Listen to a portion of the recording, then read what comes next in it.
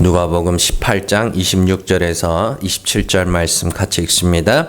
듣는 자들이 이르되 그런즉 누가 구원을 얻을 수 있나이까? 이르시되 무릇 사람이 할 수 없는 것을 하나님은 하실 수 있느니라. 아멘. 누가복음 155번째 시간입니다. 하나님이 하십니다. 우리 지난 시간에 부자 관리와 예수님의 대화에 대해서 살펴봤습니다. 총 3부작입니다. 이것도 다음 주까지 해야 되는 거죠. 자, 부자 관리가 예수님에게 나온 이유는 영생 얻는 방법, 내가 무엇을 하여야 영생을 얻으리까? 그러니까 영생 얻는 방법을 알기 위해서였고, 예수님은 이에 율법의 계명들을 말씀하시죠. 율법 계명들 쭉 읊어주시면서 이거 지켜 이렇게 말씀을 하시죠. 그러자 부자 관리가 내가 어려서부터 그 율법의 계명들은 다 지켰습니다 이렇게 이야기를 해요.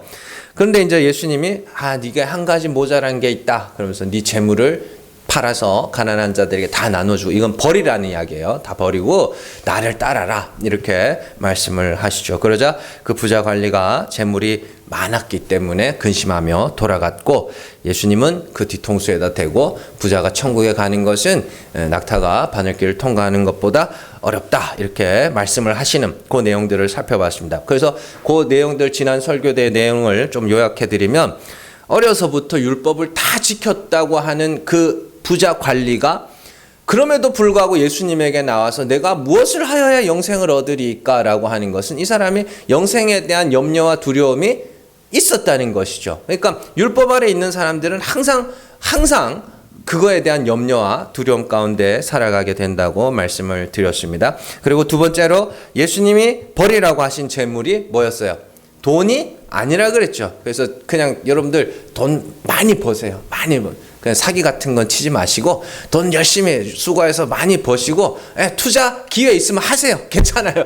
그 돈이 아니라니까. 진짜 돈이, 진짜 재물이 뭐냐면 어려서부터 다 지켰다고 하는 그 율법의 행위들입니다. 그게 재물이에요. 그게. 그래서 예수님이 16장에서도 바리새인들을 보고 그들이 돈을 좋아하는 자들, 바리새인들이 돈을 좋아하는, 그들이 좋아했다고 하는 돈이 이게 아니었단 말이에요. 그렇죠? 그래서 부자와 나사로에 비해서 그 부자도 바리새인들이었죠. 왜 부자예요? 그들이 돈은 없을지언정 자기 안에 자기 스스로 의롭다고 하는 그 마음으로 가득 차 있는, 그게 이제 부자였단 말이에요. 그러니까 그 재물을 다 버려. 그러면 어떻게 돼요? 죄인이 되는 거죠.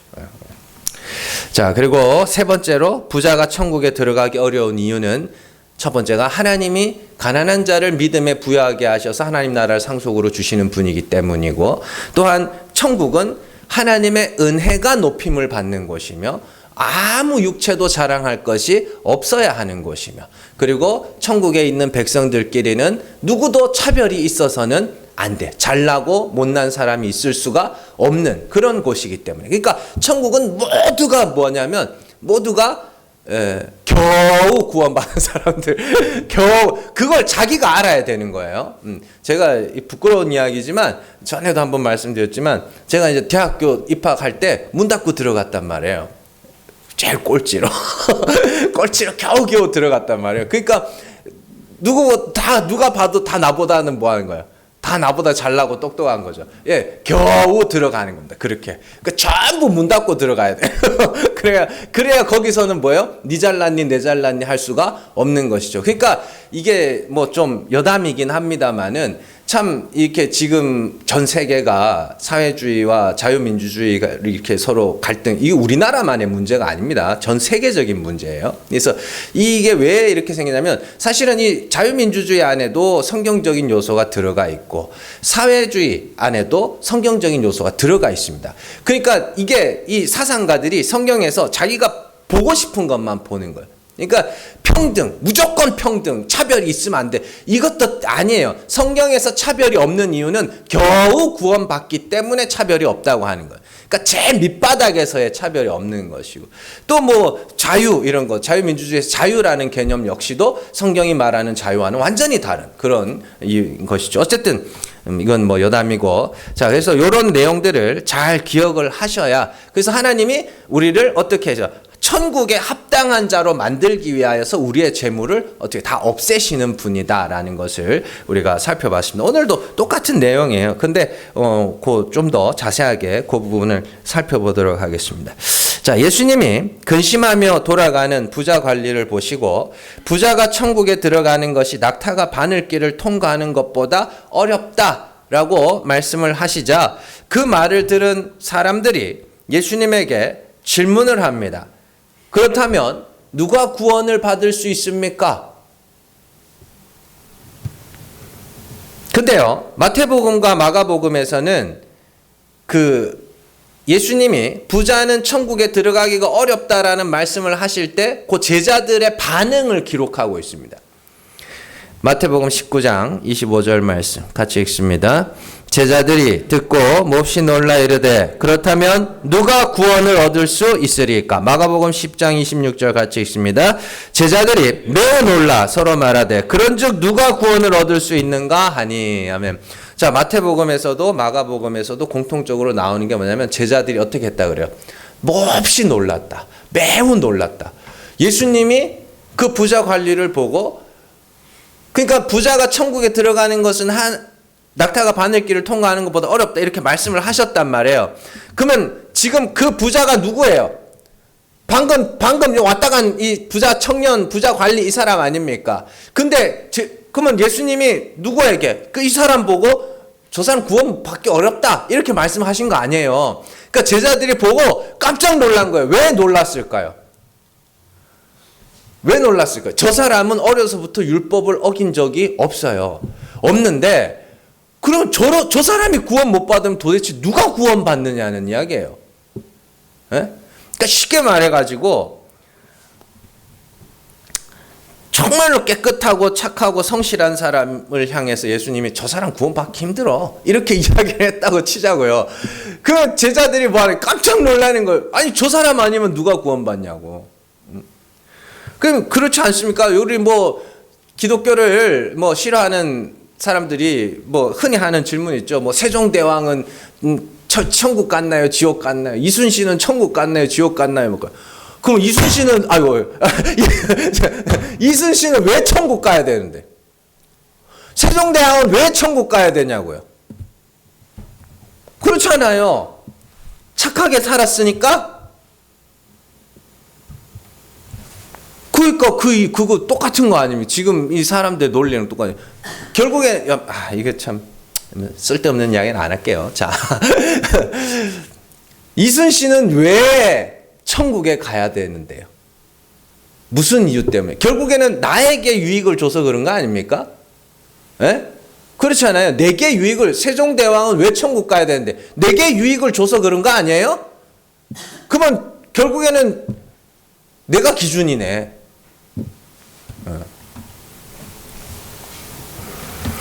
지옥 가요. 예수 안 믿으면.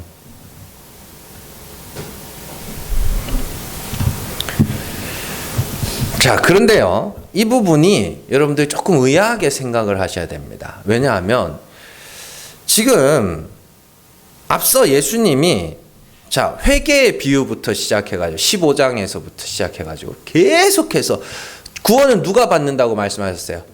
죄사함 받은 죄인들이 받는다고 계속 말씀하셨죠.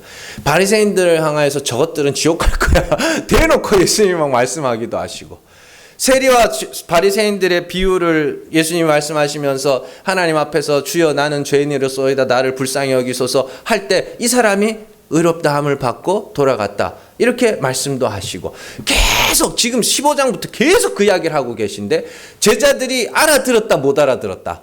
전혀 못 알아들었다. 전혀 못 알아들었다. 그러니까 못 알아들었으니까 이런 질문을 하는 거예요. 그러니까 여러분들도 마찬가지입니다. 복음의 진리를 깨달았다. 우리 김광민 목사님이 잘 해가지고 깨달았다. 근데요, 진짜 일상생활 속에서 뻑하면 저 사람 구원 받았나 못 받았나 맨날 이러고 다닌단 말이에요. 자, 바로 앞에서 우리는 바리새인과 세리의 기도에 관한 예수님의 비유에 대해서 들었습니다. 그 비유에서 예수님은 바리새인이 아니라 자신의 죄를 회개하며 하나님의 긍휼을 구하는 세리가 의롭다 하심을 받고 돌아갔다고 말씀을 하셨죠.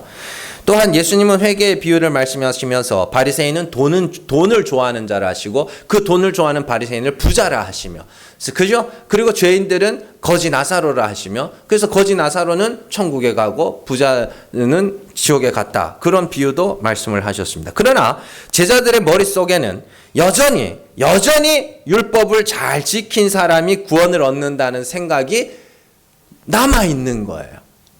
그래서 이런 질문을 하는 겁니다. 저 사람이 구원 못 받으면 누가 구원을, 깜짝 놀라는 거예요. 아니, 저런 사람이 구원 못 받으면 누가 못 받냐고. 누가 받냐고. 선악과 따먹은 아담의 후손들은 사람이 공로를 쌓고 공덕을 쌓으면 그 대가로 구원이 주어진다는 생각에 지배당하고 있습니다. 이게 마귀에게 장악당한 거예요. 마귀가 여러분들을 못되게 살게 할 거라고 그렇게 생각하지 마세요. 마귀는 이 생각을 장악하고 있다고요. 우리가 구원을 내 행위로 값주고 살 거라고, 이렇게. 그러다 보니 아무리 은혜를 말하고 긍휼을 말해도 그 머리에는 그래도 사람이 이렇게 살아야지라는 마음이 여전히 있는 거예요. 그게 나쁘다는 게 아니라고 늘 말씀드리고, 그건 이 땅에서 살아가는 데 있어서 필요한 거예요. 공중도덕, 윤리, 뭐 이런 거 다 이 땅에서 살아가는 데 있어서 필요한 것이지, 그게 우리의 구원의 근거가 될 수는 없다라는 이야기를 드리는 겁니다. 그러니까 잘 분별해서 들으시라고요. 고린도전서 1장 22절에서 24절 말씀 같이 읽습니다. 유대인은 표적을 구하고 헬라인은 지혜를 찾으나 우리는 십자가에 못 박힌 그리스도를 전하니 유대인에게는 거리끼는 것이요 이방인에게는 미련한 것이로되 오직 부르심을 받은 자들에게는 유대인이나 헬라인이나 그리스도는 하나님의 능력이요 하나님의 지혜니라. 아멘. 자, 이 말씀 우리가 자주 읽었는데요.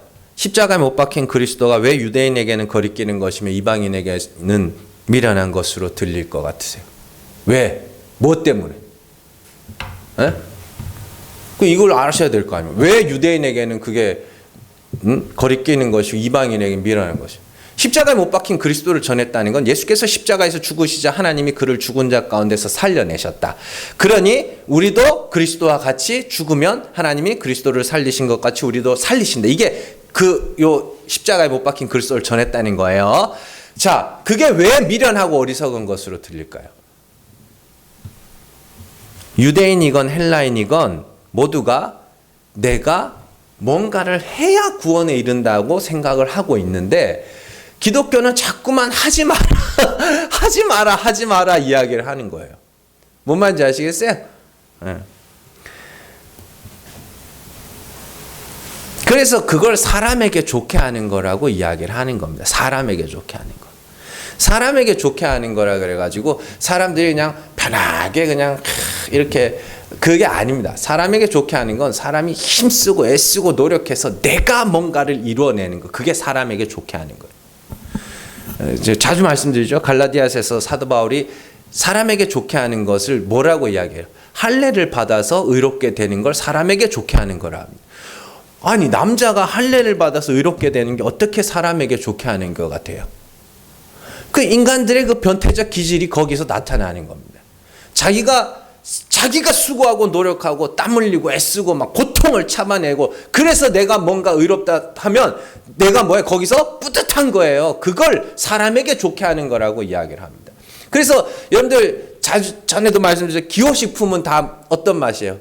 사람들의 기호식품은 다 쓴맛이죠. 예? 차 써요, 안 써요? 커피는 써요, 안 써요?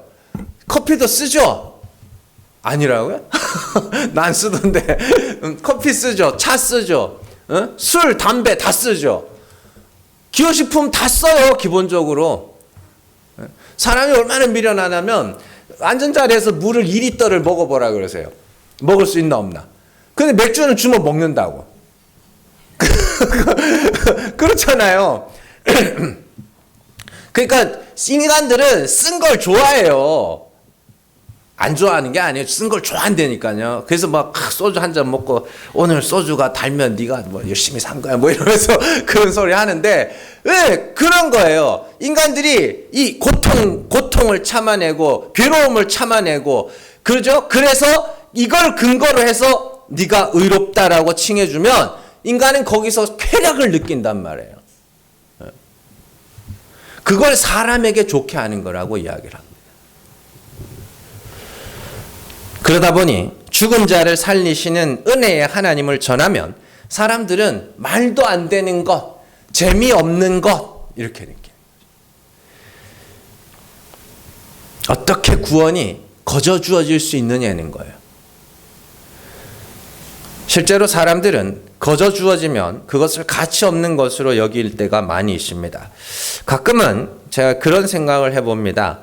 수백만 원, 수천만 원씩 하는 명품 가방들을 보면서 왜 사람들은 저걸 저렇게나 가치 있게 여기는 것일까?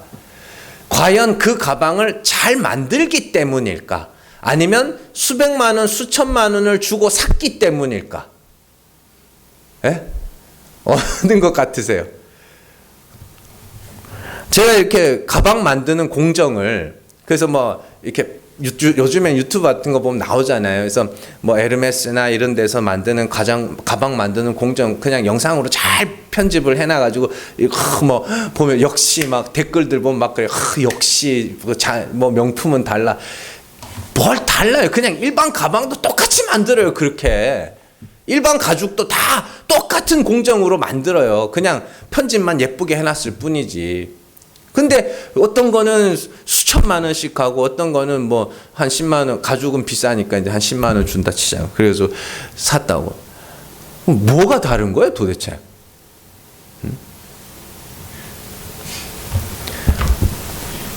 사람들이 많은 돈을 지불했기 때문에 그게 가치 있다고 생각을 하는 거예요. 마찬가지로 사람들은 구원이 엄청난 가치를 갖고 있다는 것은 알고 있습니다. 그런데 문제는 구원을 얻기 위해서 그 값을 치러야 한다고 생각을 하는 거예요. 그리고 자신들은 그 가치를 치르기 위한 방법으로 율법의 계명들 혹은 선한 일, 공덕, 행위 이런 것들을 잔뜩 쌓아서 그게 재물을 쌓아서 그걸 갖고 그 가치 있는 구원을 내가 사야 되는 거예요. 그래야 가치 있게 여겨지는 거예요. 그러나 여러분들이 잘 아셔야 되는 것, 정말 가치 있는 것은 값없이 주어집니다. 왜냐하면 값을 치르는 순간 그 값어치가 떨어져요. 잘 한번 생각을 해보세요. 오늘날에는 율법의 행위가 구원에 이른다는 그런 말은 안 하지만 성화론이나 상급론이나 이런 것들처럼 인간의 땀과 노력을 기울여서 값을 치르거나 그 대가를 받으려고 하는 그런 모습들이 교회 안에 횡행하고 있죠. 그러나 성경은 분명히 구원은 거저 주어져야 하며 값없이 주어져야 한다고 말합니다. 왜냐하면 거저 주어져야 비로소 그걸 은혜로 여기기 때문입니다. 로마서 4장 4절에서 5절 말씀 같이 읽습니다. 일하는 자에게는 그 삭시 은혜로 여겨지지 아니하고 보수로 여겨지거니와 일을 아니할지라도 경건하지 아니한 자를 의롭다 하시는 이를 믿는 자에게는 그의 믿음을 의로 여기시나니. 아멘. 잘 보시면 구원은 구원받는 자에게 은혜로 여겨져야 됩니다. 그러기 위해서는 어떠한 값도 치러서는 안 돼요. 치를 수 있어서도 안 돼요. 정확하게 말씀드리면 어떤 값도 치르지 못할 자라는 걸 알아야 됩니다. 그러나 여전히 선악과의 영향력 아래 있는 사람들은 자기들이 값을 치러야 하며 값을 치를 수 있다고 생각을 합니다. 구원이라는 엄청난 축복을 내가 뭐 하는 거예요? 값을 치르고 사야 된다고 생각을 하는 거예요. 그들에게는 구원이 뭘로 여겨진다 그래요? 보수로 여겨진다 그래요. 보수가 뭐예요? 월급. 내가 일했으니까 그 대가로 받는 거. 그건 그런 사람들은 천국에 갖다 놔도 그 사람들에게는 천국이 아니며 그 사람들은 그런 사람 한 둘만 천국에 갖다 놓으면 그 사람들은 그 천국도 지옥으로 만들 사람들입니다.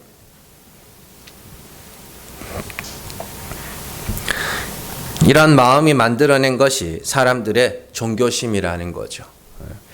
지금 제자들이 깜짝 놀라면서 그렇다면 누가 구원을 받을 수 있습니까? 라고 물은 배경에는 이런 마음들이 있는 거예요. 여전히 선악과의 영향력 아래에서 내가 구원을 값주고 사야 된다고 생각을 하고 있는 것이죠. 자, 계속해서 그들은 예수님이 계속해서 구원은 죄사함을 받은 죄인이 얻는 것이라고 말씀을 하셨는데도 불구하고 전혀 그걸 깨닫지 못하고 있는 것이, 왜냐하면 성령이 임하기 전이기 때문입니다. 자, 로마서 10장 17절에서 18절 말씀 같이 읽습니다.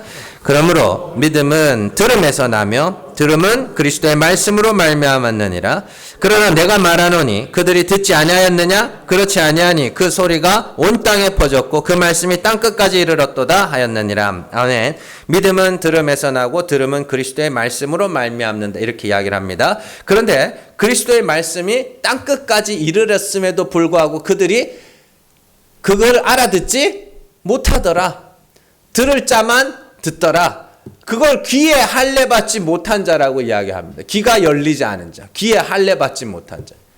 그러니까 할례를 받는다는 건 하나가 벗겨진다는 소리거든요. 그러니까 벗겨지지 않은 상태에서 들으면 알아듣는다, 못 알아듣는다. 못 알아들어요. 못 알아들어. 그러니까 한번 하나님이 이거를 열어줘야, 에바다 하고 열어줘야 비로소 그 말씀이 들리는 거예요.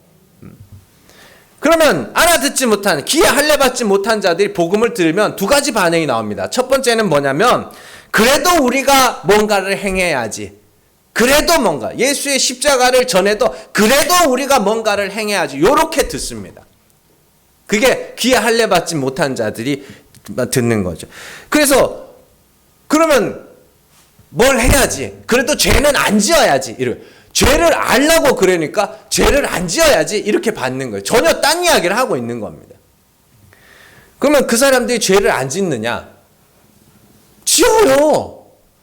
제가 예전에 고린도전서 7장인가 8장인가 거기 보면 부르심을 받은 그대로 지내라, 이런 말이 나옵니다. 거기 보면 할례자로 부르심을 받은 자가 있느냐? 무할례자가 되지 말며, 무할례자로 부르심을 받은 자가 있냐? 할례자가 되지 말라. 그게 뭐냐면 그냥 살라는 이야기거든요. 그래서 제가 그냥 살라고 그랬어요. 그냥 사세요.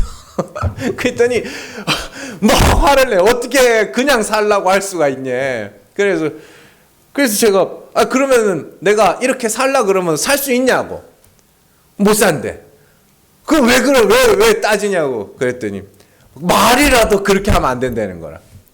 그 복음을 못 깨달으면, 이게 귀가 열리지 않으면 그렇게밖에 못 듣는 거예요. 자꾸만 내가 뭔가를 해야 된다는 압박감에 계속 시달리는 거죠.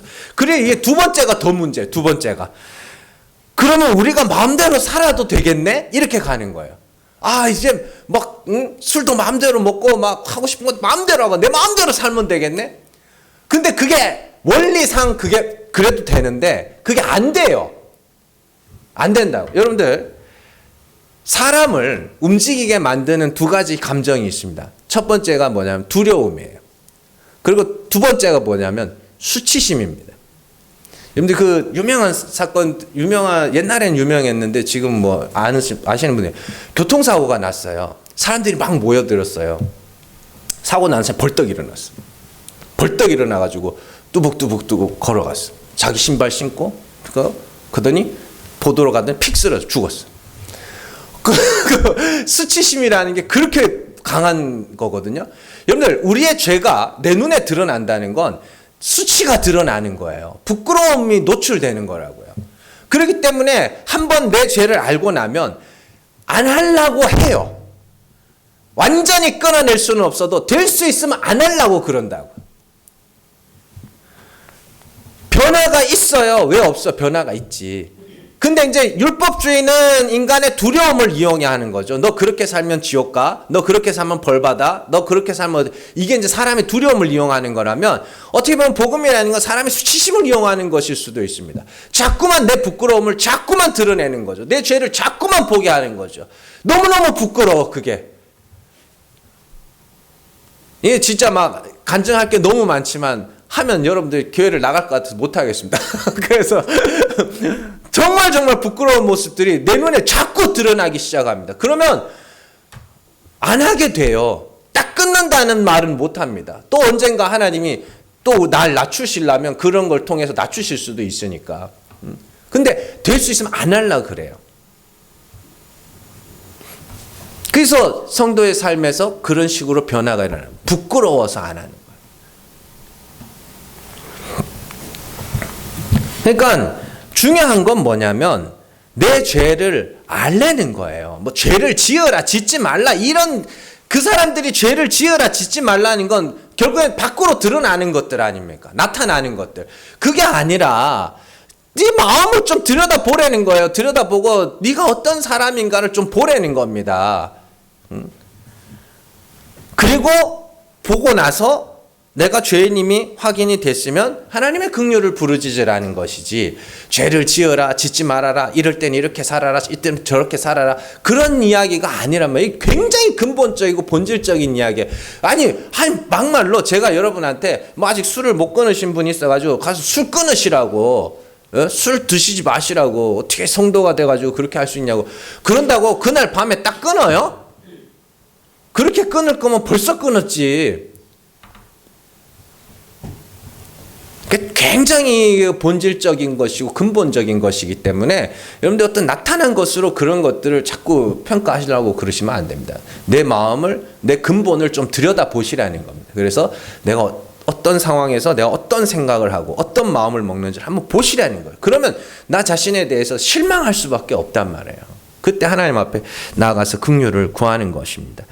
그렇게 제자들이 저 사람이 구원을 받지 못한다면 누가 구원을 받을 수 있는가 묻자 예수님이 아주 중요한 대답을 하십니다. 오늘 말씀 27절 말씀 같이 읽습니다. 이르시되 무릇 사람이 할 수 없는 것을 하나님은 하실 수 있느니라. 아멘. 자, 이 말씀을 조금 분석을 세세하게 해볼 필요가 있습니다. 첫 번째는 예수님이 말씀하신 사람이 할 수 없는 것이 있고 하나님이 하실 수 있는 것이 있죠. 그럼 사람이 할 수 없는 게 뭔데요? 네? 사람이 할 수 없는 거. 앞서 부자 관리가 뭐 했어요? 근심하며 돌아갔죠. 왜? 자기 재물이 많음으로. 예수님이 뭐라 그랬는데요? 재물을 다 팔아 가난한 자들에게 나눠주고 너는 나를 따르라 그랬죠. 그러니까 재물을 버리고 나를 따르라는 이야기인데 그 재물을 버리는 건 사람이 못한다. 그리고 예수님을 따르는 것도 사람이 못한다.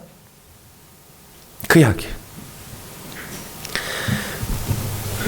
자기 재물을 버리는 것은 육체의 자랑과 율법의 행위를 버리고 자신의 죄인임을 고백하는 것이며, 예수님을 따르는 것은 예수 그리스도와 같이 십자가에서 내가 저주받아 죽을 죄인임을 고백하는 것입니다. 그건 사람이 하지 못한다.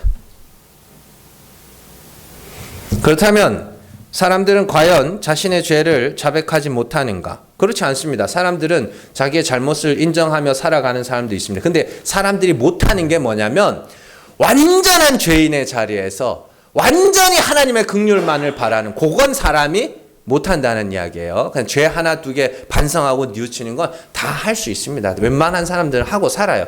진짜 막 이 몰지각한 인간들은 그것도 못한 인간들이 있는데 뭐 실컷 사고 쳐놓고 뭐 모르겠대, 난 아니래. 그러면 답도 없는 거고.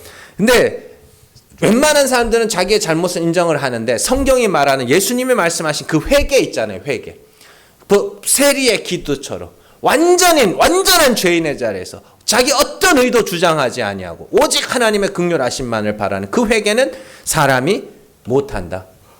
그래서 제가 말씀드렸죠. 회개의 비유 중에 드라크마의 비유에서 회개의 주체가 누구라 그랬어요? 하나님이라 그랬죠. 그래서 주인이, 드라크마가 주인을 찾아오는 게 아니라 주인이 불을 켜고 집을 쓸면서 찾아가는 거죠. 그러니까 회개는 누가? 하나님께서 하신다고 말씀을 드린 것이죠. 그래서 이 실제로 사람들의 삶을 이렇게 보면 잘못한 거는 인정을 하는데 완전한 회개를 할 수 있는 사람은 거의 없습니다.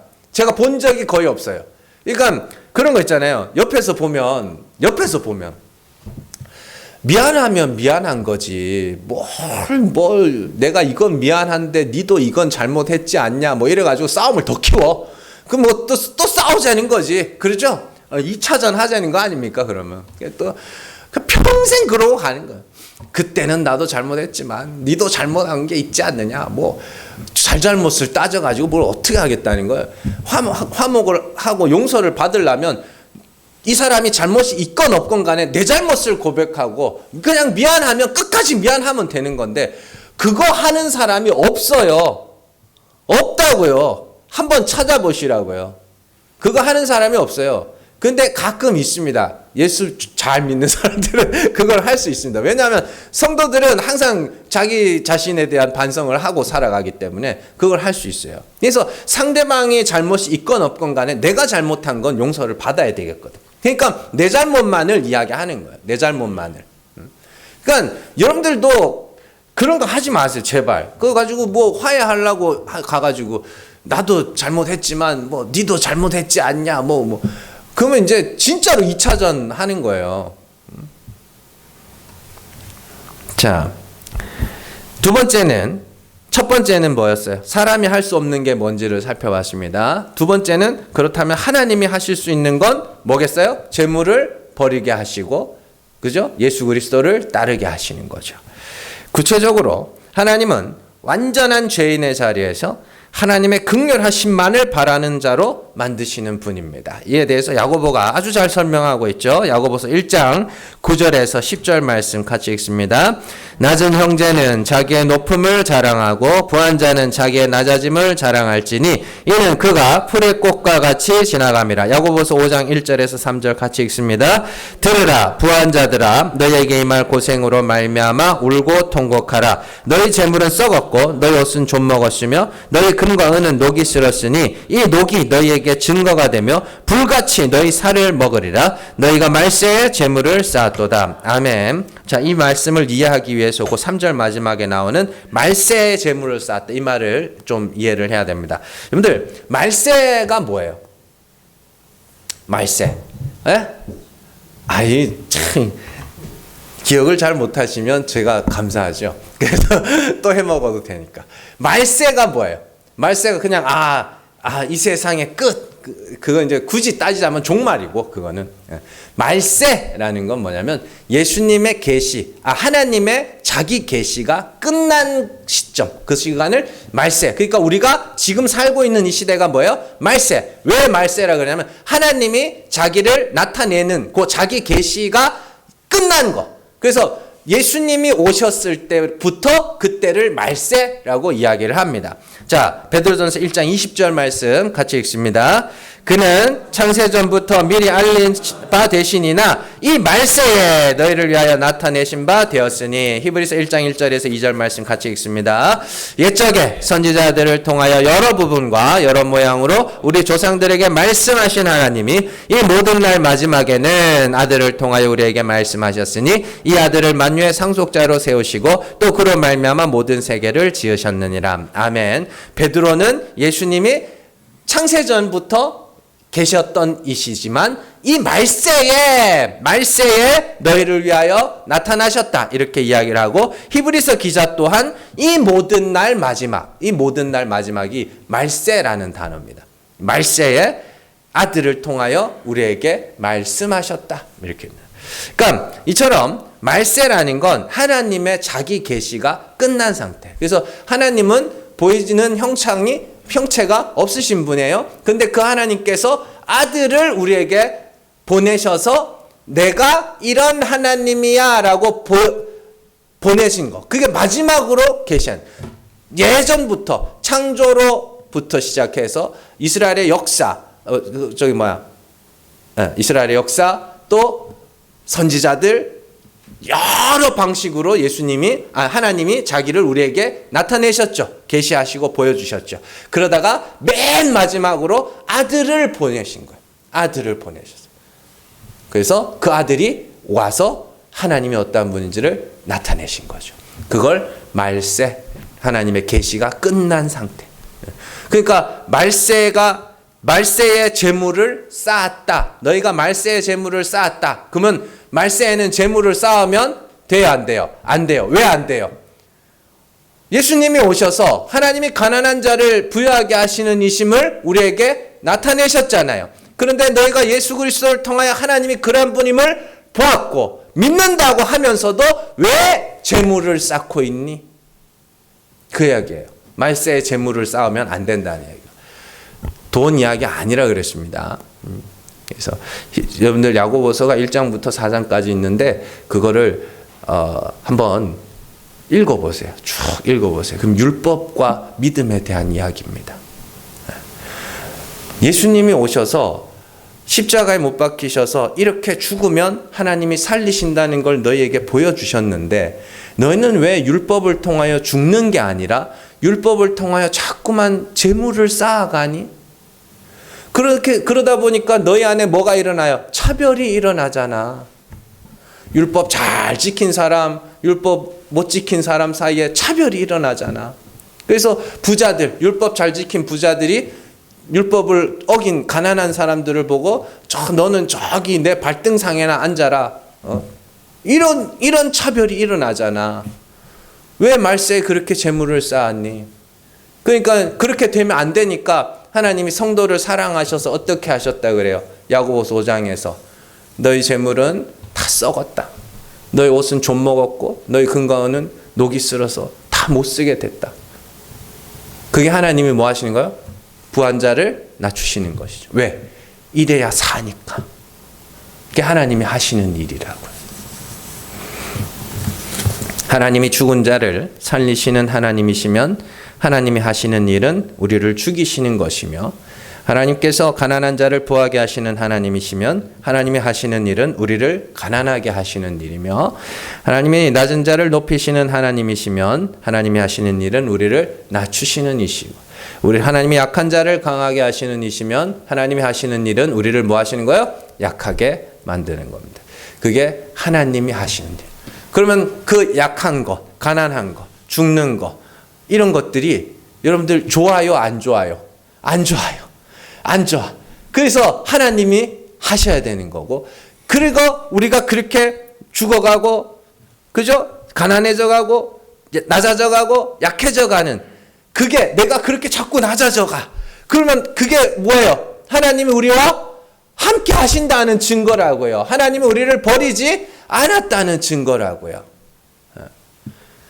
그러니까 이거를 잘 기억하셔야 돼요. 그래서 성령의 바람이 불면 성령의 기운이 여러분들에게 확 불면 어떤 일이 일어나요? 풀이 마르고 꽃이 시들어요. 그러면 어떻게 해? 죽는 거죠. 뭐 풀은 육체요. 꽃은 그 육체의 영광이니 그거 다 떨어지면 뭐만 남아? 죄만 남아요. 그게 성령의 역사라고요. 성령의 역사. 그래서 뭐 하나님 불쌍히 여겨주세요. 이거 말고는 할 말이 없는 자로 만드는 게 하나님이 여러분들을 버리지 않았다는 증거란 말입니다. 그러니까 죄를 짓느냐 안 짓느냐 이런 문제가 아니란 말이에요.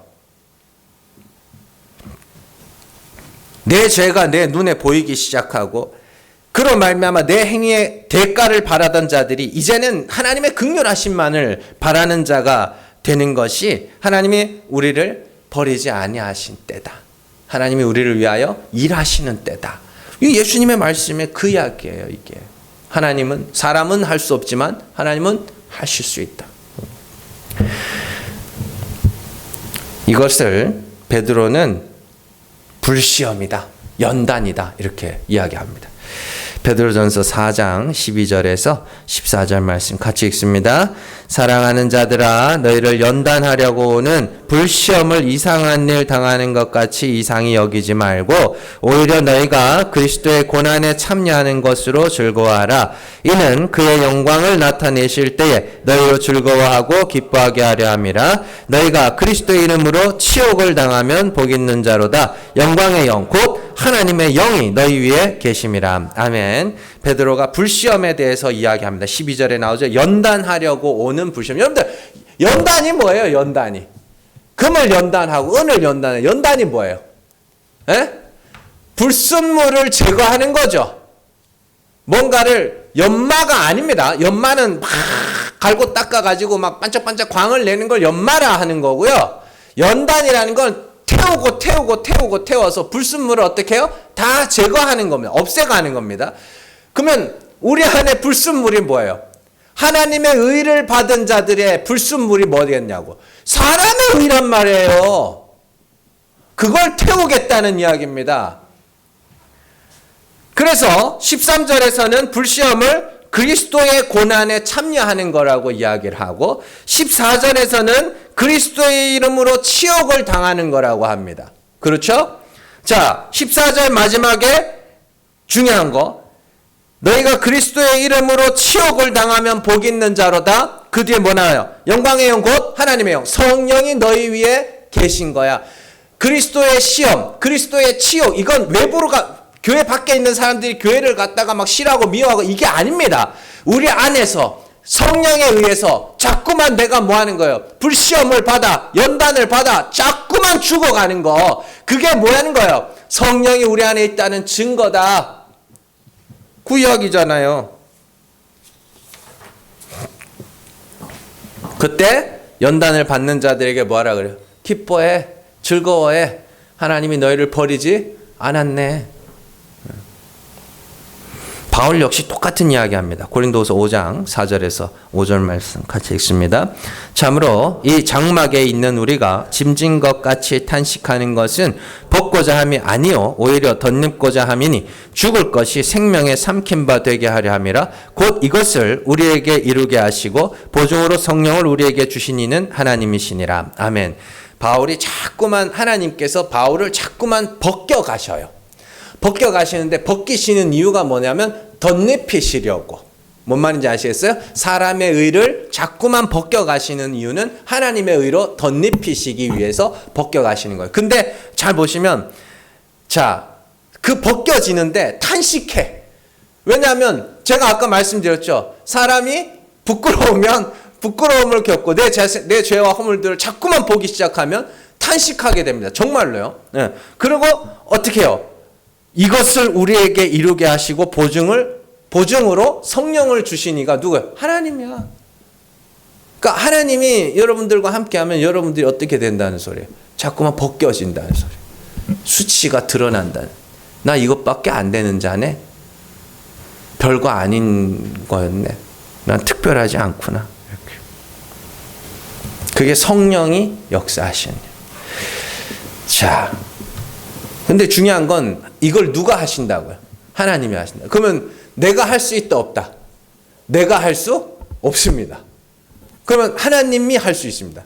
그러면 내가 나 자신도 못하면 내가 다른 사람은 할 수 있다 없다?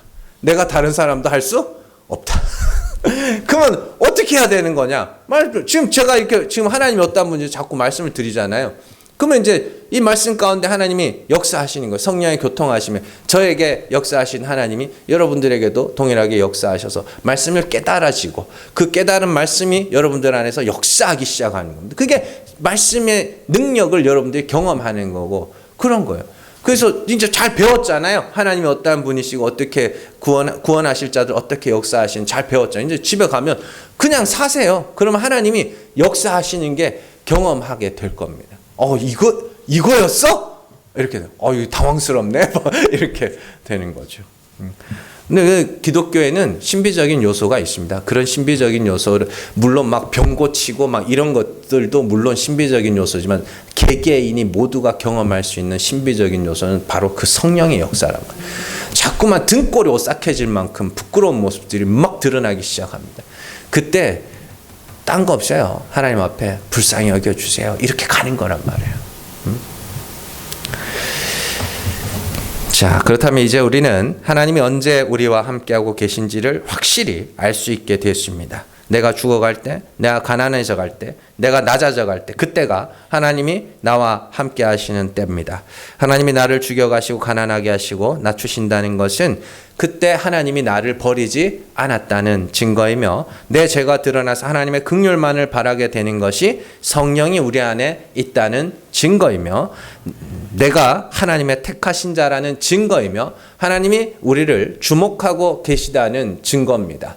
그러니까 성도는 어떻게 해요? 근심하는 자 같으나 기뻐하는 자입니다. 왜요? 내 부끄러움이 드러나고 내 죄가 드러나면 탄식하고 나 자신에게 실망하고 그게 굉장히 고통스러운 일입니다, 여러분들. 근데 그런 고통 속에서도 뭘 알아요? 하나님이 나를 버리지 않았구나. 하나님 여전히 나를 사랑하고 계시는구나. 그죠? 그래서 성도들은 눈물과 웃음이 공존하며 탄식과 기쁨이 공존하며 실망과 소망이 공존하는 그런 삶을 살아가게 되는 것이죠. 여러분들 이 말씀이 여러분들 안에서 정말로 역사함으로 말미암아서 그냥 지식으로만 끝나는 것이 아니라 한 주간의 삶 가운데서 체험되어지는 역사 있기를 주님의 이름으로 축원합니다. 기도하겠습니다.